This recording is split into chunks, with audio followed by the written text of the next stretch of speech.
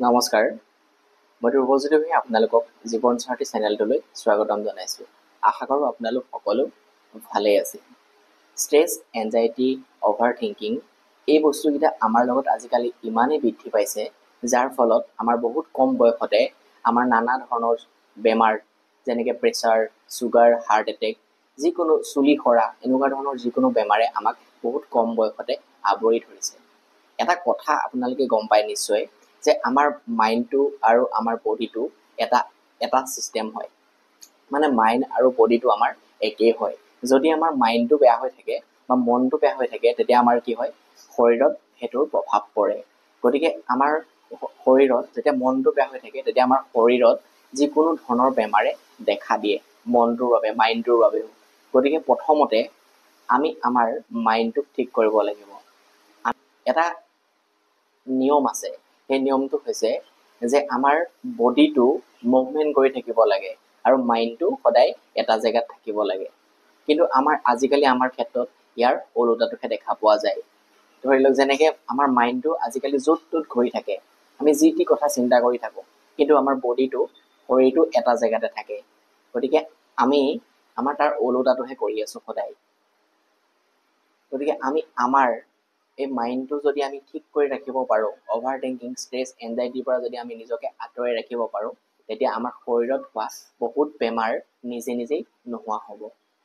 আপোনালোকক আজি এনেকুৱা 3টা কথা ক'ম, যিকেইটা বস্তু আপোনালোকে নিজৰ কণ্ট্ৰলৰ পৰা আঁতৰাই যদি ৰাখিব পাৰে, তেতিয়া আপোনালোকৰ এনজাইটি, অভাৰ থিংকিং, ষ্ট্ৰেছ এইবিলাক নিজে নাইকিয়া হ'ব। এই 3টো হৈছে পিপুল। ফাৰ্ষ্টটো হৈছে পিপুল, মানে মানুহ। 2 নম্বৰটো হৈছে ইভেণ্ট, আপোনাৰ লগত হোৱা যিকোনো এটা ঘটনা। আৰু 3 নম্বৰটো হৈছে ৰিজাল্ট। ৰিজাল্ট মানে হৈছে পৰিণাম, যিকোনো এটা কামৰ পৰিণাম। এই 3টা বস্তু। প্ৰথমটো পিপুল, মানে মানুহ। আমি কি কৰোঁ, আমি ইজনে সিজনক, আমাৰ ঘৰত আমাৰ সম্বন্ধীয় কাৰোবাক, ইজনে সিজনক, স্বামীয়ে স্ত্ৰীক, হাজবেণ্ডে ৱাইফক, ৱাইফে হাজবেণ্ডক, মাকে ল'ৰা ছোৱালীক বা দেউতাকে নিজৰ ল'ৰা ছোৱালীক, তেনেকৈ বয়ফ্ৰেণ্ড গাৰ্লফ্ৰেণ্ডে বয়ফ্ৰেণ্ডক, তেনেকৈ কি কৰে, ইজনে সিজন মানুহক নিজৰ কণ্ট্ৰলত ৰাখিবলৈ বিচাৰে যে এই সন্মুখৰ ব্যক্তিজনে আপোনাৰ মতে চলক, আপোনাৰ মতে কামবিলাক কৰক।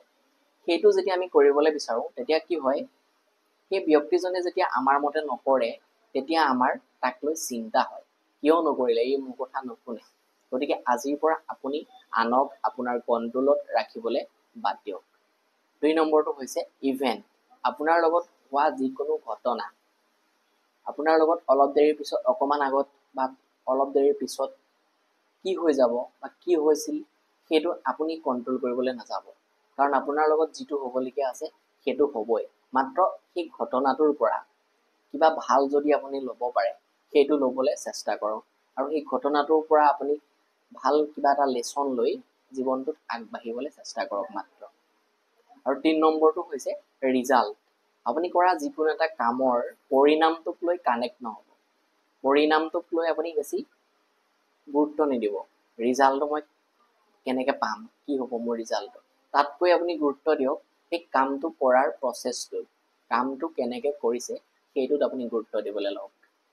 কামটো যেতিয়া ভালকৈ কৰিব, কামটো কৰা প্ৰচেছটো যেতিয়া আপোনাৰ ভাল হ'ব, তেতিয়া অট'মেটিক আপোনাৰ ৰিজাল্টটো, পৰিণামটো নিজে ভাল হৈ যাব। গতিকে যদি আপুনি পৰিণামটোত গুৰুত্ব দিয়ে, তেতিয়া কি হ'ব, আপোনাৰ প্ৰচেছটোতো কৰা, সেই কামটো কৰাৰ প্ৰচেছটো আপোনাৰ ইমান ভাল নহ'ব, কাৰণ আপোনাৰ গুৰুত্বটো আছে ৰিজাল্টটোতে। আৰু ৰিজাল্টটো যদি আপুনি বিচৰা ধৰণে নাপায়, তেতিয়া আপোনাৰ কি হয়, আপুনি তেতিয়া ষ্ট্ৰেছ, এনজাইটি, অভাৰ থিংকিং এইবিলাকত আপুনি দুখী হ'ব, এইবিলাকত আপুনি পৰিব। গতিকে যিকোনো এটা কাম যেতিয়া কৰিবলৈ হাতত ল'ব, সেই কামটোৰ ৰিজাল্টটোত কেতিয়াও গুৰুত্ব নিদিব, গুৰুত্বটো দিয়ক কামটো কৰাৰ প্ৰচেছটো। এই 3টা আপোনাৰ জীৱনত আপুনি আজিৰ পৰা কণ্ট্ৰল কৰিবলৈ বাদ দিয়ক।